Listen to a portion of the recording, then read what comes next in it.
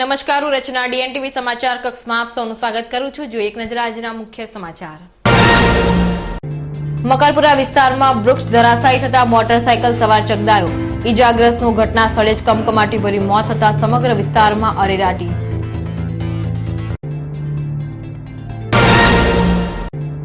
વરસાદના વિઘ્ન વચ્ચે કલાનગરીમાં યોજાયેલો ગરબા મહોત્સવ। પૂર્વ સ્થાયી અધ્યક્ષ ડોક્ટર વિજય શાહ દ્વારા આયોજિત ગરબામાં નર્મદા ડેમની પ્રતિકૃતિ ઊભી કરતા સાંસદ દ્વારા મુલાકાત। હવે જોઈએ સમાચાર વિગતવાર। મકરપુરા યોગેશ્વર સોસાયટી પાસે બાઇક લઈને પસાર થઈ રહેલા યુવક પર અચાનક ઝાડ તૂટી પડતા તેનું ઘટના સ્થળે જ કમકમાટી ભરી મોત નીપજ્યું હતું। મકરપુરા યોગેશ્વર સોસાયટીમાં રહેતા 25 વર્ષીય હિમાંશુ મધુસૂદન શર્મા મકરપુરા જીઆઈડીસીમાં નોકરી કરતો હતો। ગત રાત્રે હિમાંશુ તેના પિતાને લેવા જઈ રહ્યો હતો ત્યારે યોગેશ્વર સોસાયટીનું ઝાડ અચાનક જ વરસાદી વાવાઝોડાના પગલે ચાલુ બાઇકે યુવક પર પડ્યું હતું, જેના પગલે યુવકને ગંભીર ઇજાઓ પહોંચી હતી। અકસ્માતમાં ગંભીર રીતે ઘવાયેલા યુવાનનું ઘટના સ્થળે જ કરુણ મોત નીપજ્યું હતું। થોડી વાર પહેલા જે વાવાઝોડું આવ્યું હતું એમાં એક લીમડાનું ઝાડ પડ્યું અને એમાં એક છોકરો ત્યાંથી પસાર થતો હતો, એની ઉપર પડ્યું અને બાઇક અને બંને છોકરો ત્યાં ધ સ્પોટ એક્સપાયર થઈ ગયો। છોકરાની ઉપર જ ઝાડ પડ્યું અને ત્યાં ખલાસ થઈ ગયો। અમે એને હોસ્પિટલ લઈ ગયા પણ ડોક્ટરો એને મૃત જાહેર કર્યો। રસ્તાની અંદર જ એક્સપાયર થઈ ગયો। અમે એને બહાર કાઢ્યો પણ બચી ના શક્યો। એની સાથે 3 લાઇટના થાંભલા પડી ગયા અને બધા વાયરો નીચે પડી ગયા છે। બનાવના પગલે આ વિસ્તારમાં ચકચાર મચવા પામી હતી। મકરપુરા પોલીસે વધુ તપાસની તજવીજ હાથ ધરી છે।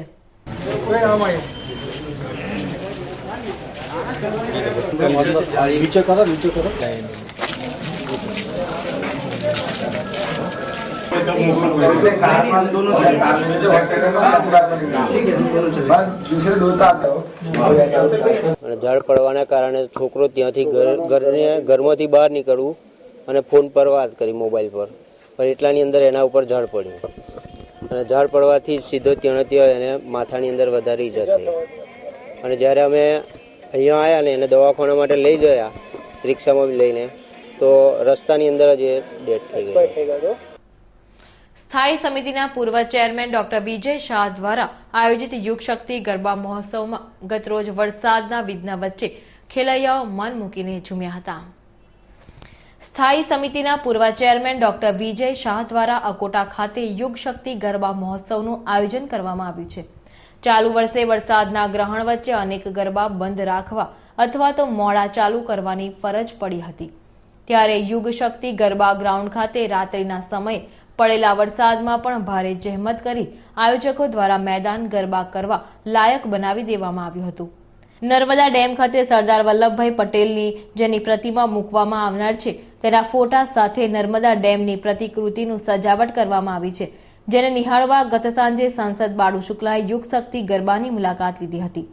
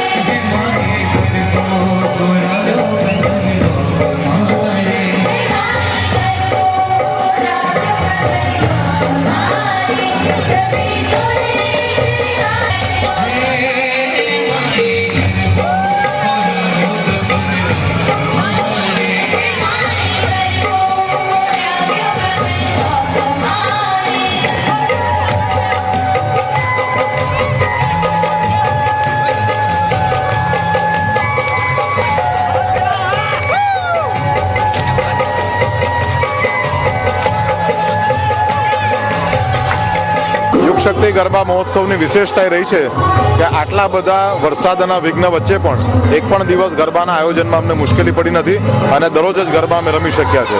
એનો જો શ્રેય જતો હોય તો મોટાભાગના યુગ શક્તિ ગરબા ગ્રુપના આયોજકો એ માતાજીના અને કદાચ એને જ કારણે અમે ગરબાના આયોજનમાં અત્યાર સુધી સફળ રહ્યા છે.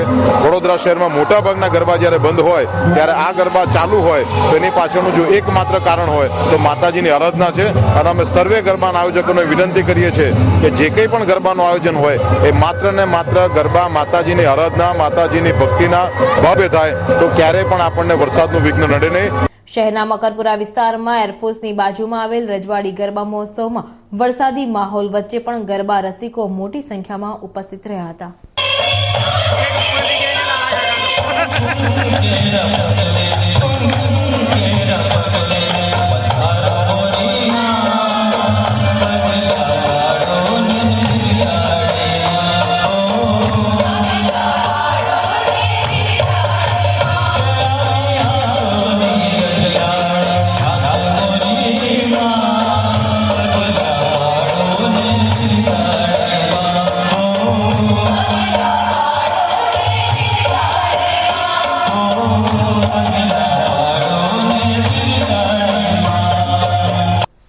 રાવપુરા વિસ્તારમાં ભદ્રકાલી માતાના મંદિરના ગલીના નાકે ઇમારત નમી પડવાના પગલે MGVCL દ્વારા વીજ પ્રવાહ બંધ કરી દેવાતા વેપારીઓની હાલત કફોડી બની ગઈ હતી. શહેરના રાવપુરા વિસ્તારમાં આવેલ ભદ્રકાળી માતાની ગલીના નાકે ગતરોજ બહુવાળી ઇમારત નમી પડવાના પગલે ફાયરના લાશ્કરો દ્વારા તાત્કાલિક ધોરણે પગલાં લેવામાં આવ્યા હતા. હાલ આ ઇમારત તોડવાની કામગીરી ચાલુ છે. તે દરમિયાન સાવચેતીના ભાગરૂપે MGVCL દ્વારા વીજ પુરવઠો બંધ કરી દેવામાં આવતા રાવપુરાના 150 જેટલા દુકાનધારકોને હાલાકી વેઠવી પડી રહી છે. તંત્રએ ખૂબ જ ધીમી ગતિથી કામ કરે છે આ લોકો અને એના માટે અમે રિક્વેસ્ટ કરીએ છીએ તંત્રને કે બધાના કામ ધંધા અને રોજગાર જે છે એ ના છીનવાય. 2 દિવસથી અમારું કામ ધંધો બંધ છે અને લાઇટ અમને જલ્દી તકે પૂરી પડે અને કોઈ પણ પબ્લિકને આવતી જતી પબ્લિક પર કોઈ જાનહાનિ કે કોઈ પણ અનિયમ ન બનાવ બને એવી તકેદારી રાખી અને આ કામગીરી સત્વરે પૂરી થાય એવી અમારી ડિમાન્ડ છે. તહેવાર સમયે ગોકળગાયની ગતિથી તંત્ર દ્વારા કરવામાં આવી રહેલી કામગીરીના પગલે વેપારીઓની રોજીરોટી પર અસર થઈ છે, જેથી સત્વરે કામગીરી પૂર્ણ કરવાની માંગણી સાથે વેપારીઓમાં તંત્ર વિરુદ્ધ ભારે રોષ જોવા મળી રહ્યો છે. કોર્પોરેશનના અધિકારીઓ અને ફાયર બ્રિગેડના અધિકારીઓ બધા અહીં આવ્યા હતા, પરંતુ એ લોકોની ગોકળગાયની કામગીરી જે છે એ રીતે ચાલી રહી છે. ધીમી ગતિએ, તદ્દન ધીમી ગતિએ કામગીરી કરી રહ્યા છે.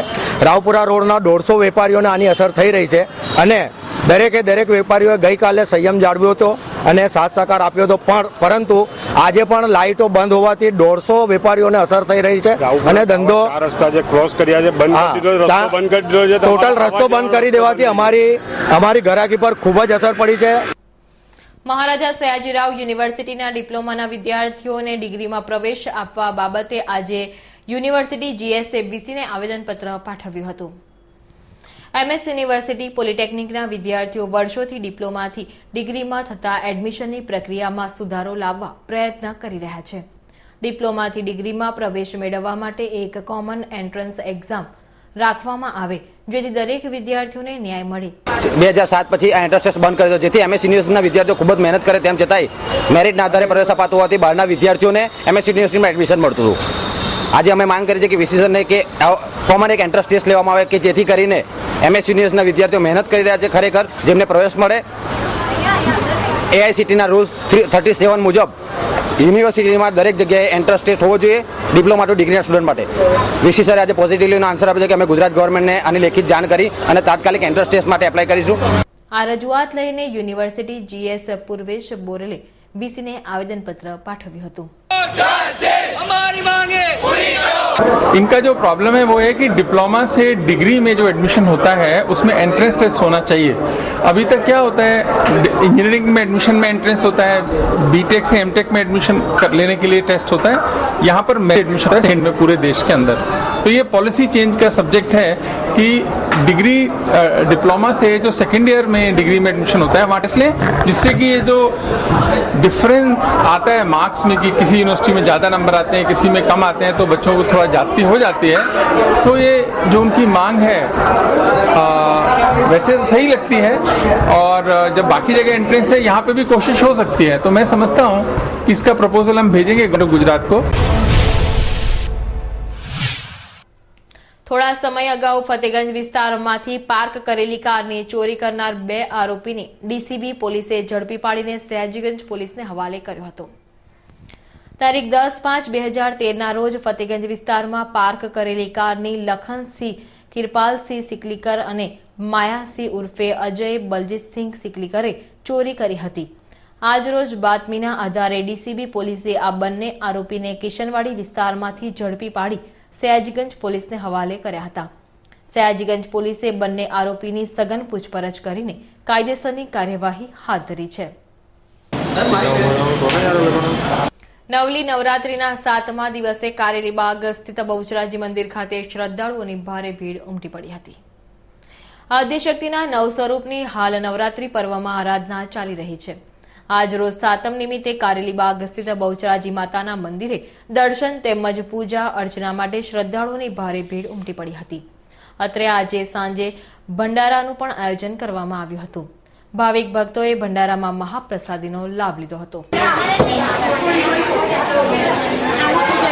સપ્તમીની 7મ જે છે 7મના મહત્વ મુદ્દે જણાવો કે આસુના નવરાત્ર એ નવરાત્રનું મહત્ત્વ એટલું છે કે જે આપણે અહીંયા આગળ નવરાત્રમાં લોકો જપ તપ ઉપવાસ કરે છે ને એની અંદર 9 શક્તિઓ જે છે એ આજે રમવા નીકળે છે. જ્યારે ગુજરાતની અંદર આસુના નવરાત્ર અને એ નવરાત્રની અંદર 7મ 8મને નોમ કે જે લોકો ઉપવાસ કરતા હોય જે લોકોની શ્રદ્ધા છે એ ઘણા 3 દિવસ ઉપવાસ કરે છે અને છઠને દાડે એ દાટા રાખે છે. આ રીતે આજે 7મ 8મ એનું મહત્વ છે. 2 દિવસના જે ઉપવાસ કરે છે જે ભક્તો એની મનોકામના પૂર્ણ કરે છે. માંજલપુર વિસ્તારમાં આવેલ શ્રેયસ સ્કૂલ ખાતે નાના ભૂલકાઓ દ્વારા રાવણ દહનનો કાર્યક્રમ રાખવામાં આવ્યો હતો. નવરાત્રી પર્વની પૂર્ણાહુતિની સાથે દુરાચાર પર વિજયનું પર્વ એટલે વિજયાદશમીનો તહેવાર. નાના ભૂલકાઓમાં રાવણ દહનનો કાર્યક્રમ ભારે ઉત્સાહ જોવા મળે છે. ત્યારે શહેરના માંજલપુર વિસ્તારમાં આવેલ શ્રેયસ સ્કૂલ ખાતે નાના બાળકો દ્વારા રાવણ દહનનો કાર્યક્રમ રાખવામાં આવ્યો હતો. આ પ્રસંગે શિક્ષકગણ, વાલીઓ તેમજ શાળાના વિદ્યાર્થીઓ મોટી સંખ્યામાં ઉપસ્થિત રહ્યા હતા.